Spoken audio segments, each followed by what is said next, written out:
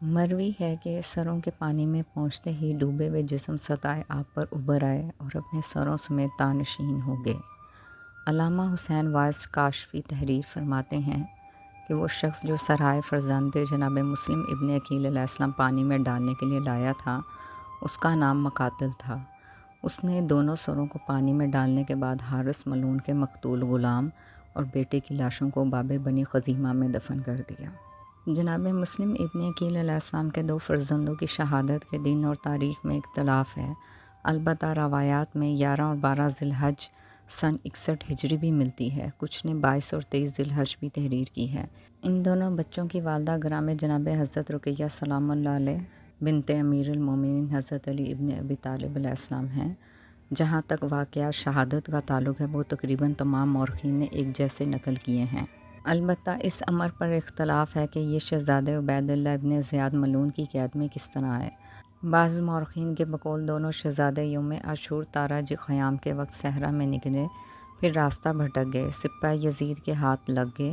آل محمد صلی اللہ علیہ وآلہ وسلم کے قافلے کے زندان کوفہ سے نکل جانے کے بعد دونوں شہزادے عبید اللہ ابن زیاد کو پیش کیے گئے، جنہیں عبید اللہ ابن زیاد نے زندان میں ڈال دیا۔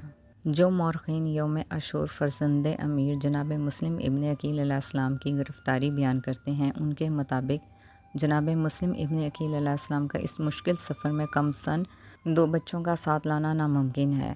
کچھ مورخین کہتے ہیں کہ قافلہ اہل بیت اطہار علیہ السلام عاشور کے بعد کوفہ میں قید رہا، اس وقت ان بچوں کو اس قافلے میں شامل کیوں نہ کیا گیا۔ دائم اگر یہ مان لیا جائے کہ دونوں بچے قافلہ اہل بیت اطہار علیہ السلام کے شام کی طرف جانے کے بعد عبید اللہ ابن زیاد نے قید کیے تھے، تو پھر عبید اللہ ابن زیاد نے انہیں شام کیوں نہ بھیجا۔ البتہ دونوں قسم کی روایات میں واقعہ شہادت ایک جیسا ہے۔